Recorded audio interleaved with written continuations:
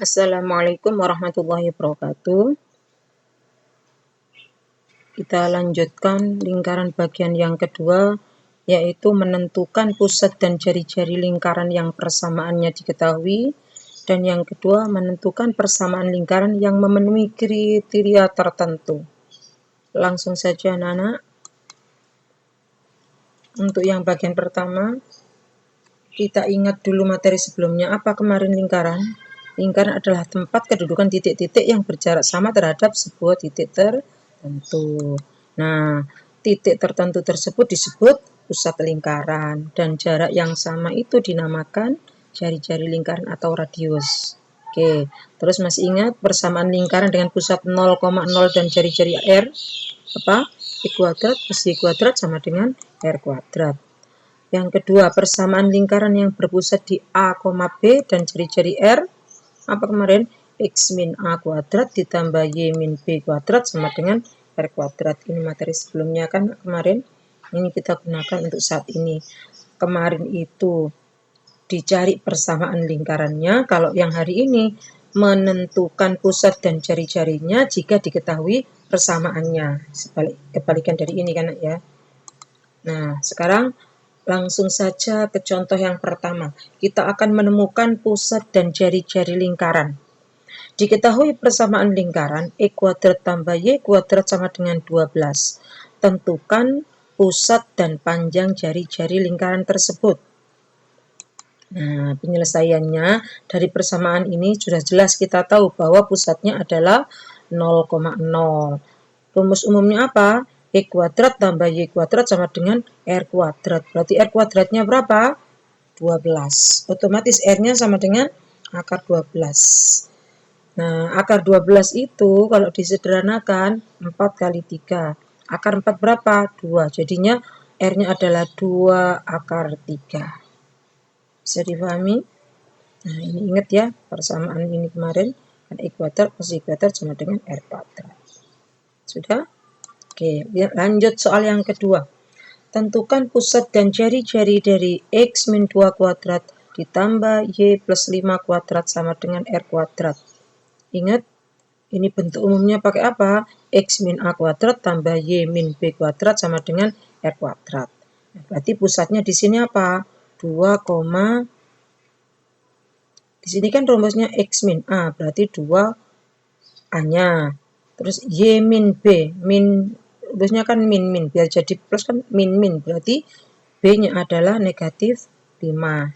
Dan R kuadratnya berapa? 24.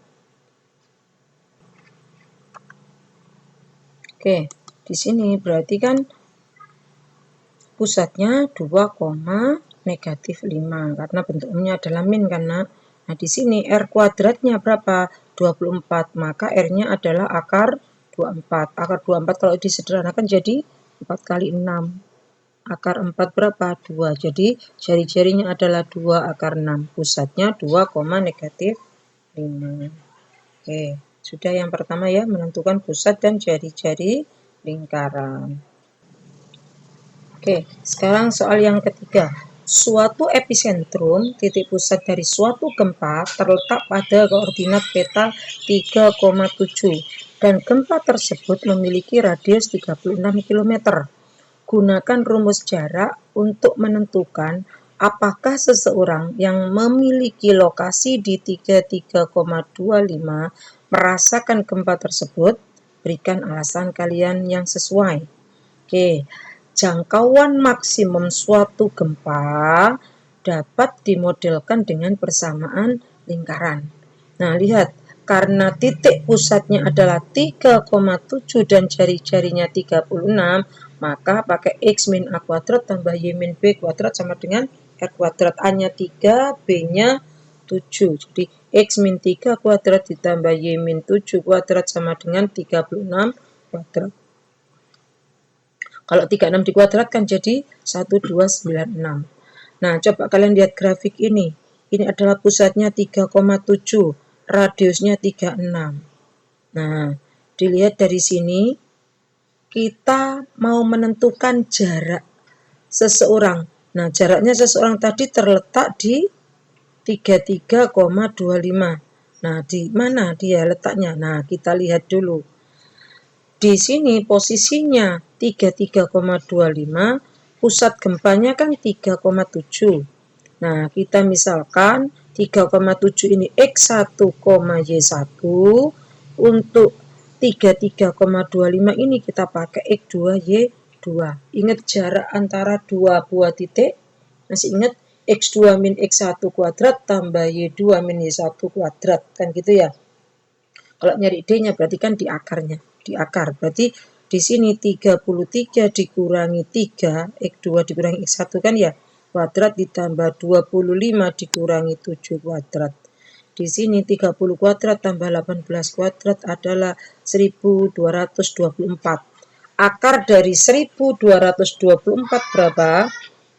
Nah, ini Bu Alima pakai pendekatan, yaitu 33,49. Nah, dilihat di sini, 33,49. Ini D-nya ya, jarak ini ke sininya. Berarti dia ada di dalam lingkaran ini apa di luarnya? Ada di dalam. Karena dia ada di dalam, maka dia merasakan dampak dari gempa bumi tersebut. Karena D-nya jadi jarak ini, jadi ternyata dia itu ada di sini. Kalau panjang ini kan 36. Kalau 34,9 berarti sekitar di sini, yang bisa di sini, sekitar sini. Radiusnya ini kan ya jaraknya.